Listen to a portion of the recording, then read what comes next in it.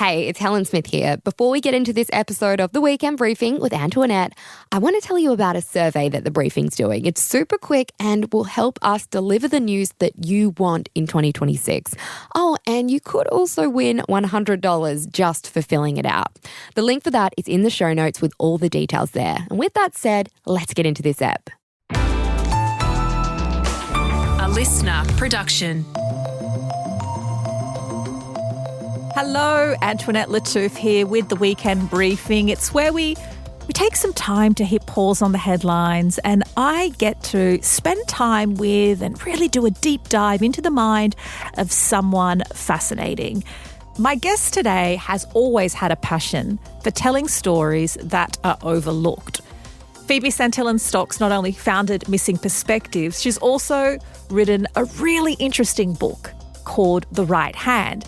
Because she found herself at one moment going, I wonder what it's like to be the 2IC to power, to being the person in the shadows, behind the scenes, helping really powerful people make decisions. And so, well, she kind of did what anybody in their 20s who has the attitude of, well, I better give it a crack and what's the worst that can happen?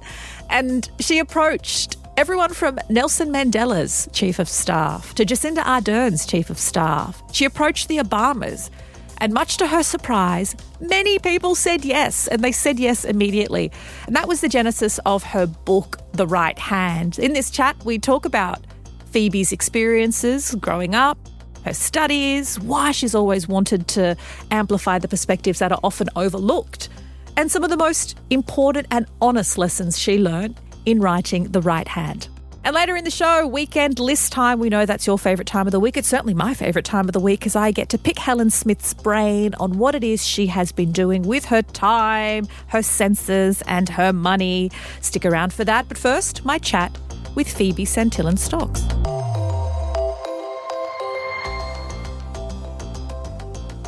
Phoebe, welcome to the Weekend Briefing. Thank you for having me. I have so many questions to ask, which is, that's a good place to start when you're interviewing somebody. But what I want to start with is getting to know that pivot that you had because you were going into politics. Yeah. Then you pivoted career-wise, but obviously your passion hadn't changed or your interest hadn't changed, which will lead us to this really fascinating book. What did you think you were going to be when you grew up and when did you determine that? I tell everyone all I wanted to be was Mel Clooney. I was obsessed with Mel in high school and wanted to be an international lawyer. But then I did what everyone does where you go to law school and then end up in corporate law. Okay. So I did a year in corporate law, then ended up working in the States, and that's where I fell in love with human rights law and policy. And then came back to Australia and started working in government. And that was my first, entrance into politics. And I did a lot of volunteering and then I ended up in Canberra, which, I was there at a really interesting time because Scott Morrison was Prime Minister and I was at the Department of Prime Minister and Cabinet.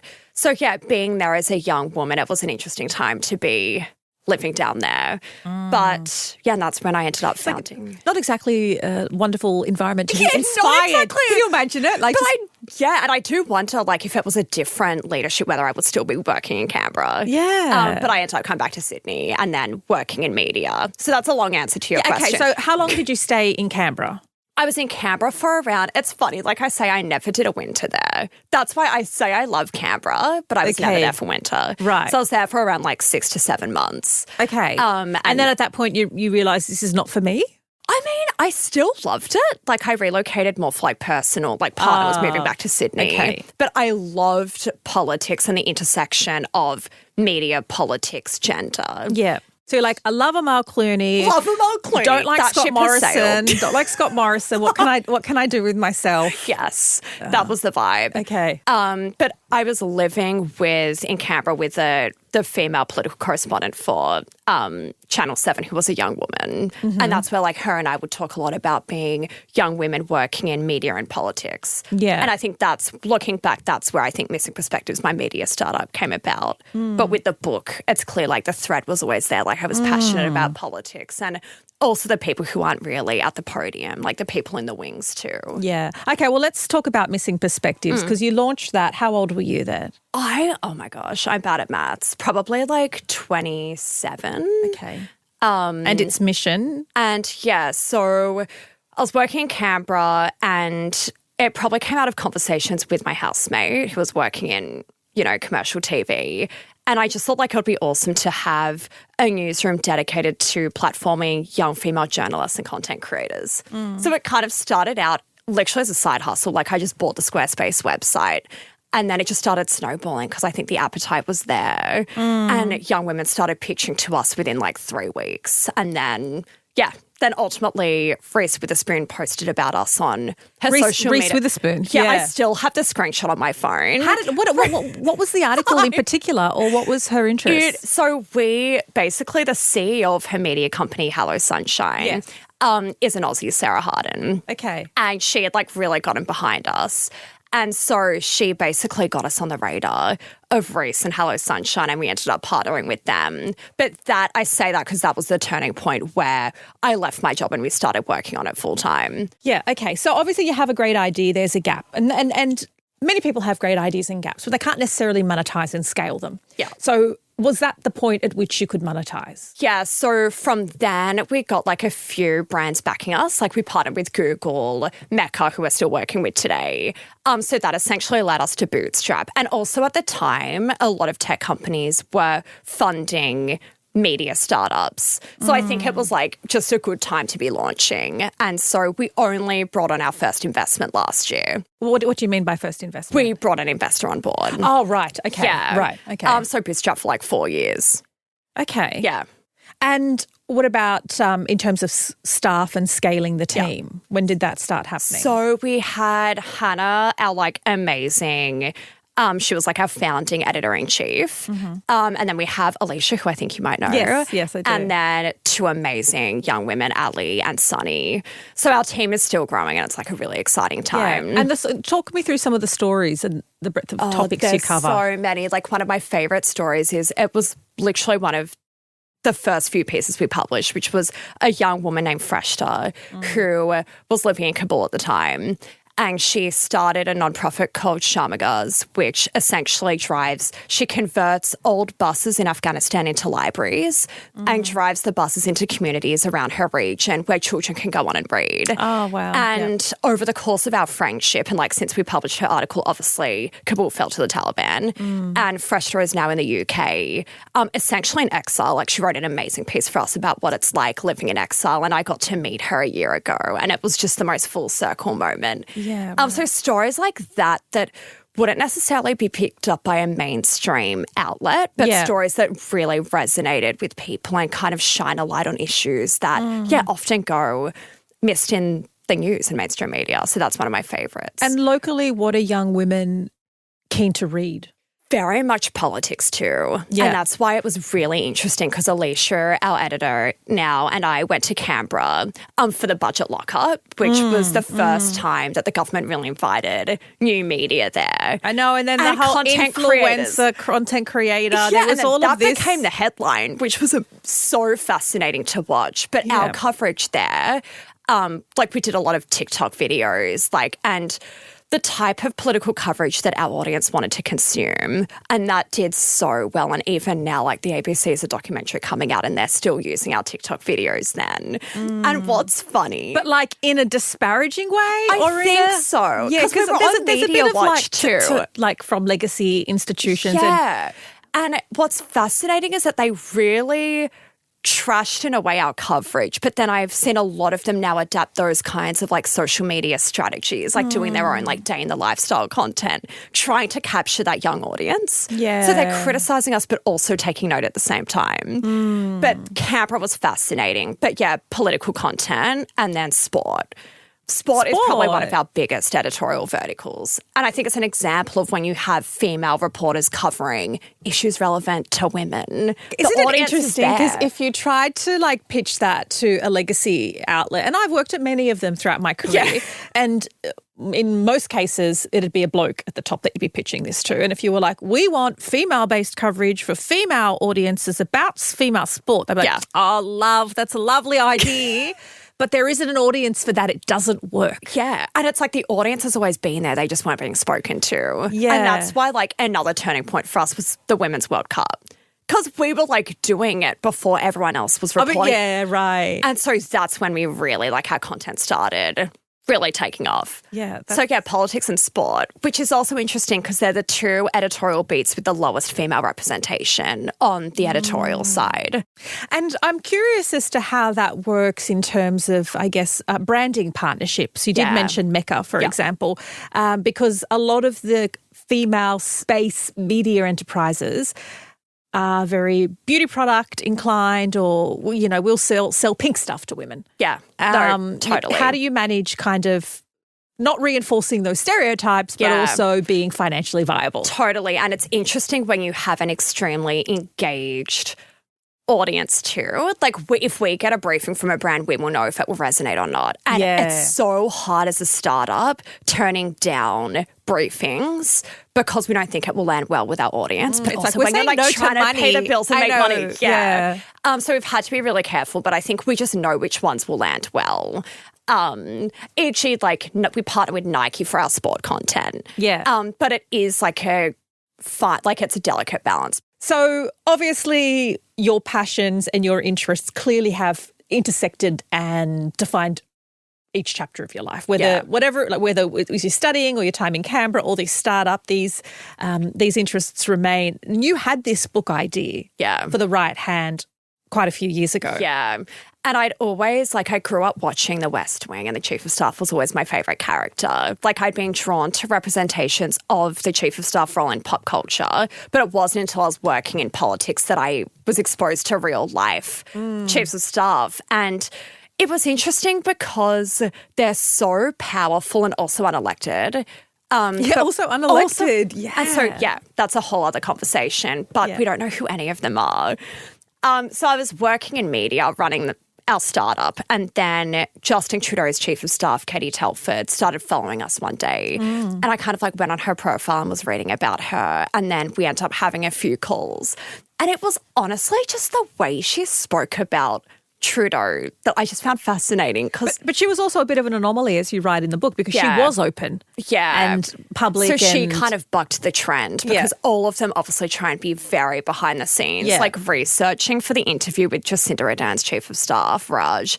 There's one article online and it's called The Man in the Shadows, and he didn't even do the interview.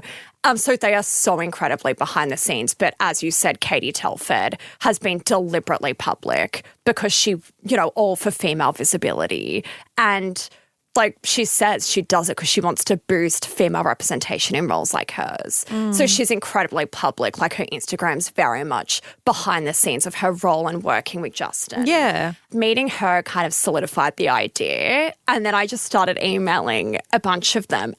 And it's crazy because, like, the people you emailed, it's like, let's just go to Nelson Mandela's Chief of Staff. Yeah, and trying to get her took a while. Yeah. But all of them pretty much said yes, except Peter Credlin, who didn't get back to me. Okay. Because I thought her dynamic with Abbott is kind of completely different to all the others. Yes. So I thought that would be fascinating. Okay, so you're telling me that when you reached out to Kamala Harris's Chief of Staff, Jacinda Ardern's, Nelson Mandela, John Howard's, they all said yes pretty easily. Said yes, yeah. And the only person to say no was Peter Credlin. I just Tony didn't hear Abbott. back. Okay, did anybody say yes and then ghost you or just never I tried to get Theresa May's Chief of Staff, who would have been amazing because she, I think, ultimately was let go. So just exploring the dynamic of like when you have to take a bullet for the team and resign for your boss. So that would have been really interesting. So she ended up not pulling out. And then I had Michelle Obama's Chief of Staff, who's fantastic. She's in the podcast, but not the book. Okay. So yeah, I'm launching a podcast version early next year. So there'll be a few in there who just didn't make it in time for the book. Right. Okay. Yeah. I mean, is this not we'll get into the book in just a second, and not a lesson in if you don't ask, you don't know? Oh my gosh. Because who would have thought? I honestly, looking at that list, I thought Phoebe has asked 700 people and 6 said yes. I know. But I think a lot of them often don't get asked to do interviews. So I think it was a bit of a novelty for them. Yeah, to have the focus on them, and they're not going to get into trouble now, and the stakes are much lower for them. And then it's kind of like the added layer of like their bosses love that they're doing interviews. So like Justin Trudeau posted about the book a couple of weeks ago And then obviously Crazy. Gillard and Howard also gave endorsements. So it's been fun having their bosses involved too. Yeah. Well, I want to talk about those endorsements because when I saw, and again, this is probably because John Howard is, and I'm going to put out there, my least favourite Prime Minister. I think there's a lot of his ongoing impact on the environment, on immigration policies, Iraq, Indigenous peoples. I think we're still feeling the hangover of his leadership. Yeah. By him endorsing your book made me think you didn't get his chief of staff didn't say enough mean stuff about him, essentially. Like there wasn't enough for him to go like, oh, I like this would make me think that he was too nice about him. It's funny because I was also very surprised at how candid his chief of staff was. Like, I thought it would be a lot more guarded than the things he said in the book, especially clashing with Howard on issues relating to social policy. Like, I was surprised he said that. What specifically? Were you surprised? So Arthur is a son of migrants. He challenged Arthur, like he was telling me, on issues relating to multiculturalism, and he really tried to bring Howard to the left. Yeah, because Howard changed the International Day of the Elimination of Racism to Harmony Day. Yeah. He kind of whitewashed and sanitized anything to do with race. And that's why hearing Arthur's perspective as a chief of staff, chatting to all of them about what it's like when you're working for a world leader but fundamentally disagree with them on certain aspects. That's the point I really wanted to explore with a lot of them too. Because I asked all of them, what did it look like when you disagreed with your boss and how does that work? Because also at the end of the day, Arthur too said, you have to remind yourself you're not the elected official. So that was an interesting dynamic that I was keen to explore. But I guess going into the endorsements, I think having two people across the political spectrum was important to me because I wanted to open up the book. For me, the book is more focused on the chief of staff role and the working dynamic rather than the politics. Rather than the politics. Yeah. Yeah. Okay. I understand I totally that. Get your point. Yeah. It's really quite layered. Yeah. In that vein, because and I can't help myself at being the journalist that I am. I'm all about accountability. Oh, absolutely. So I actually, because I read the digital version. Control F'd sorry, the word sorry, and Control F'd mistake. Interesting. And Control F remorse. Because I was just like, how apologetic are these people for some of the decisions they made? I would love to see what comes up. Okay, so I tell you what came up. You're like, I've got it here. I did. I had a look because I was like, who is the most sorry? Yeah. And I want to know. Okay, so the most times I saw the word mistake was in the chapter with Jonathan Powell, who is Tony Blair's chief of staff. Because I was like, it's not only, because they would have reflections on their own careers as well and their own, and their Blair's machinations. legacy with Iraq. Yes. And so I thought, okay, Jonathan Powell says mistake the most time. That is fascinating. And then I looked for the word sorry and sorry under Howard because I was like, surely John Howard has to be sorry for some of the things he did. And no, it was just about not getting in the way of National Sorry Day. So I was like, he's still a prick, according to me. And I wonder if that has something to do with Arthur than Howard's chief of staff becoming a politician himself. Yes. Whereas maybe Jonathan, Blair's chief of staff, has had more time to reflect. But I literally put to Jonathan Powell, people now say your boss is a war criminal. Yeah. How does that feel? His responses were fascinating, but he was also kind of you can't put my boss in prison. I know, but again, the interesting thing is, and to play catch up with those who didn't follow Arthur Sinodinos' career, he went on to be a politician himself. So then ambassador to the US. Yes. So, and then became obviously very media trained and more politically savvy and able to evade questions in a way that, it is a politician's It's a skill. It's a skill. Yeah. In a way that perhaps Jonathan Powell didn't. But yeah, anyway. I love that you did that. That's so interesting. It's such a me thing to do, though, because I was just like, I want to hold these pricks accountable. Yeah. And it's interesting. I was talking about this with someone the other day, but that Jonathan and Arthur have also kind of had to build their own careers post-chief of staff while in the existing within the legacy of their bosses that are arguably very tainted and how that impacts your own career. Of course. Obviously, that's my take, but other people would have been, perhaps interested and fascinated and drawn to the very human and sometimes mundane or quirky elements that you got to understand. Share some of those. Like some people will seem to surprised that Nelson Mandela made his own bed, for example. I'm like, he was in prison for a long time. I reckon the bloke got pretty humble and pretty self-sufficient because he was horribly and unfairly imprisoned because he opposed apartheid. Yeah. And the input, like hearing from his chief of staff, Barbara, about the impact that being in prison for that long has on you when you leave. Like she spoke about how he was very disciplined with food and that he also missed the credit card revolution. So would carry around coins and they had to kind of say like, we use these cards now. Yeah. So why it's so fascinating talking to their chief of staff is that you kind of get the human and personal stories that often are missed. And even down to like, you know, Justin Trudeau like doesn't drink coffee and that drives his team crazy because they're like, how do you do the job that you do without having caffeine? And like Jacinda Ardern watches crime TV to like wind down. So it's the funny reflections from their teams too that I loved writing about, in addition to what it was like, you know, the highs and lows of their time in office. And also one of my favourite stories was when Tony Blair's chief of staff, Jonathan, was sent home from Balmoral by the Queen because he had brought his girlfriend and the Queen found out they weren't married and thought it was inappropriate and would set a bad example for Camilla and Charles. So he just got sent home. But he really didn't like the Queen anyway, so. What was one story that made your jaw drop? Probably two stories that I loved. I mean, there's so many. Sanna Marin, who was the Prime Minister of Finland, she was obviously the youngest world leader at the time. Yes, that's right. And hearing her chief of staff, Tuulia, talk about what it was like being in Finland and being in leadership the day that the full-scale, you know, Russian invasion of Ukraine happened, and that they, you know, as two young women too, had to make the decision to break the tradition in Finland of neutrality and join NATO. I just like hearing them talk about what that day looked like and also boarding a blacked out train onto the cover of Night into Ukraine to meet with Zelensky. Just probably that story. Yeah.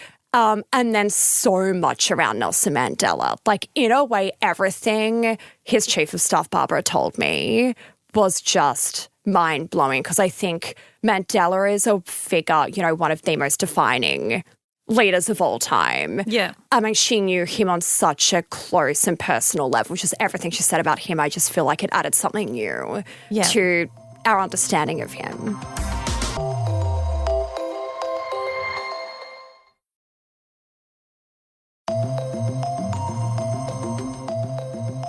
What you also did, which may surprise people, which certainly surprised me, was that you met with some of these chief of staffs in person. So I flew to Washington, D.C. to go into like Team Obama and sit down with Michelle's chief of staff, who was in the podcast. And then London, I got to meet Tony Blair's chief of staff, Jonathan, and do that interview in person. And that's where doing it in person was so amazing, like meeting them. Yeah. And also meeting their amazing teams too. But do you think those interviews were more revealing or perhaps I think so. Because there's the other side of the coin is you're from Australia, which is can be seen as really like non-confrontational and easy to like, and you're a young woman. It's funny you say that because I was saying to a friend the other day, I don't know if you saw Sarah Ferguson's interview with Kamala Harris. Yes. But I'm like, I wonder if that team agreed to the interview, thinking what you just said. Yeah, those kind of stereotypes. They're just all at the beach and it's like lovely and, you know, not usually problematic on the global scale. Yeah. But that's why, like, I would love to do more in person next time because I think that was really special. But again, I still think being an Australian on the other side of the world worked in my favour. And just to finish up, Phoebe, I wonder if there was like a particular through line or a particular trait or something that stuck with you that irrespective of the country, the generation, or the side of the political spectrum that all of these chiefs of staff had in common. I would say all of them. One of my biggest takeaways was how trust is currency in roles like those, and building the trust and gaining the trust of their bosses took a lot of time, but that was the most important trait in their relationship. Yeah. And I think what also led to my interest in the idea is when some people might remember, but Sally Rugg had a falling out with her boss, Monique Ryan, and Monique Ryan did a statement that was all about the importance of trust in a relationship like that. So I think, one of the biggest takeaways would be the importance of trust and loyalty in roles like those and how it is valued by each chief of staff. And then another takeaway was how isolating and lonely the roles can be. I think when you're that close to power, so few people can understand what you're going through. And you probably can't share a lot with a lot of people. I can't even begin to imagine. And that's why I love that a lot of them knew each other. Like a few people in the book have gotten dinner. They have a WhatsApp group. So they all kind of have a network because, so few people can fully understand. And then I guess I would say all of them had the ability to be incredibly calm under pressure. Oh, yeah. Something I am still learning. Okay. Well, congratulations on a great idea. And also, I guess, staying true to highlighting and amplifying missing perspectives, because it is something, as we look back at history, we certainly don't ask who the right hand or the 2IC was. Yeah. We want to know who was front-facing and the leader. Thank you so much for your time. Thank you for having me. Phoebe Santillan-Stocks' book, The Right Hand, is available at all good bookstores and probably some average ones too. Only because I find that phrase really strange, and I find that books are at most bookstores. It's the best part of the week. It is the weekend list. Helen Smith and I, we sit down, we swap notes, we give each other pointers on what to watch, see, eat and do. And inadvertently, you get all of these tips too. We are just so generous like that. Helen Smith, what have you got? So it is nearly Christmas time. So my first recommendation is a twist on a dessert, but Christmas style. Okay. Panettone? Yes. Yeah. So, or panettone, The however you want to Italian say it correctly. It's Italian cake. Christmas cake thing they give to everybody. They're so expensive. Some of them are so expensive. Some of them are, but it's having a moment. And Mum always used to get these for us when we were little, and I'd be like, ew, I hate that. But she loves them, and Italian, blah, blah, blah. But this is probably sacrilege if my ancestors found out. Okay, go. But it's a panettone tiramisu. Oh, so it's actually really good. You instead of the Italian biscuits that you use, you use but that's like double Italian. They can't be that upset double with Italian, you. but it's not very not traditional. But you slice up the panettone as layers. And then you put all the normal coffee soaked, the cream, everything. Yeah, yum. Like normal tiramisu, but instead of the Italian biscuits, you use panettone. And you can use the traditional flavors, or you could do like a choc chip, or you could do whatever. But it's really yummy. It's also a good way to recycle it, because what I know amongst ethnic families, particularly Italian, but not exclusively, is that they give them all the time, and then there's like a recycling, re-gifting whole economy, and you have to remember which auntie or uncle gave this to you, so don't give it back to them. Yeah. So this is another way to use it. Yeah, well, use you it can up. essentially give it back to them. You know what would be so good if somebody gives it to you, and then you use the panettone with the tiramisu, and then you give it back to them, and they would never know. tiramisu. They would never know. That is actually so good. Yeah. I love that. Yeah, that's that one. Okay, so my recommendation is, I know this is going to sound so bogan, but it always works. Okay. Fruit sticks. A fruit stick? Fruit stick. What is that? Like a kebab stick, with full of fruit. Oh, okay. And I know because you know what? The thing about fruit is so often people don't eat pineapple or rock melon or some of the fruits because it's just too hard to cut or whatever. And whenever I give fruit sticks, they are a hit, whether it's at kids' parties or if you bring a platter of fruit sticks to an event. It's not that you're like, whatever. No, see, I'm not a fruit girl. Oh. I'm a select fruit girl, but I'm a veggie girl. Okay, so no, I love the fruit, but then you can just put things like mint leaves and other things in. You can, it looks amazing. It looks so fancy and it's not. And people love that. People more likely to eat a variety of fruits because I'm not into sweets and I try and eat healthily. Yeah, As I shared with you before, I have heart attack levels of cholesterol. And so I am forced to, whenever there's dessert, I stay away from the dessert table. Yeah. And it looks really good and it's easy and people eat it. It is good, and it's probably because it's more fresh as well that people will be like, we don't have to overcomplicate it. Let's be real. Don't overcomplicate it, but also don't underestimate a fancy looking fruit stick and just have people go, oh, you did this yourself? It's like, yes, just me and the fruit aisle at the grocery store. Yeah. That is my recommendation. That is a good one. Always a winner when you go over, whether it's Christmas or just, hanging out for a swim at someone's house or whatever, any kind of festive get together. There's lots of seasonal fruits that need chopping and it's annoying. There are. And so also it's a good way to not let them go to waste. Exactly. Win-win. Okay. My next recommendation is gift giving. Now, you have a live show coming up next year. And so I want to put this out there for anyone who is like, oh my God, I haven't bought like so-and-so a present or blah, blah, blah. My recommendation is for people to get a ticket to your live show for Ed. Oh, thank you. Yeah, so that's with Jan Fran, who lovers and long-time lovers of The Briefing. Jan Fran used to be a host here, and her and I have started an independent media company, and we're doing a live show across the East Coast. Yeah. And it's not just us and our kind of like commentary and performance. There's comedians and comedians like Nazim Hussain in Melbourne and Gabby Bolt, musical comedian. And then in Sydney, we've got Claudia Carvin, actress extraordinaire. We're going to sit down. We've got an interview with her. We've got Elle Fresh the Lion, hip-hop artist and rapper. Canberra, we have Tom Ballard, the comedian, who's performing. So good. Independent Senator Fatima Payman is sitting down for a chat. My favourite. And then in Brisbane, we've got Miff Warhurst. And the rest have escaped me. But yes, Pretty anyway, much like the coolest people ever. Yes, and so that's very kind. Yeah. It'd be lovely for people to receive that as a gift. Yeah, that is a great gift. And also all of those people that you just mentioned, you accidentally announced twice or you accidentally announced early a couple times. So this whole tour, Jan Fran wants to kill me because this whole tour has been like, even just announcing the tour in general, we were meant to wait. We had this marketing strategy, but then I was at a writers' festival, a couple of glasses of wine in, next to a gossip columnist. And so I wake up the next morning and it's published, like big headline and picture, Jan Fran and Antoinette Lattouf going on tour.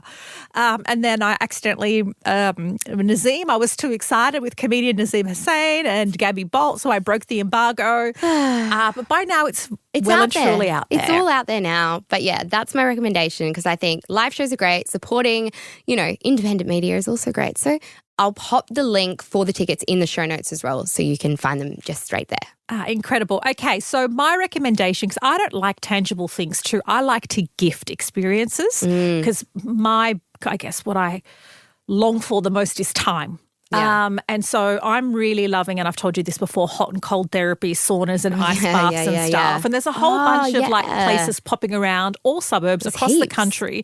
And they're not that expensive. Like there's one I know in Sydney, and if you was to spend $80, for example, you get access to the sauna, the steam room, the ice bath, the infrared, whatever. You can spend a couple of hours there. It's not a lot of money. I'd much rather that than, I don't know, a T-shirt or another scented candle, which I like those too. But getting gifted that to me goes, you know what? I should carve out an hour and a half. Yeah, it something like forces you that, to almost do something or a for Turkish yourself. hammam, a Turkish bathhouse. Oh, you love that. I just find that they're the sorts of things that people are like, I don't really want to spend $80 or up to $100 or whatever on myself. But if someone gives it to me. Yeah, it's amazing. It's amazing. Yeah. And you force yourself to go and, That's a good one. self-care, whatever, for 90 minutes. So that is my recommendation. I mean, of course, the live show. Yeah, of course, the live show. Because that's funny and, entertaining. But if you want someone to enjoy a bit of downtime and pampering, then we'll put some ideas in the show notes for the sorts of places that, I don't know. I think it's fair to say you and I would both love to get a gift like that at any time. Yeah, hello. All the time, anytime. We'll put some links in the show notes and all of our recommendations and a bunch of other things. This is an excellent weekend list. A gift to you to gift to others. Yeah. Thank you so much for your time. As always, it is such a pleasure hanging out with you. And it's coming to the end of the year. So thank you so much for spending the year with us on the Weekend Briefing. Be kind to each other and to yourself. Bye for now.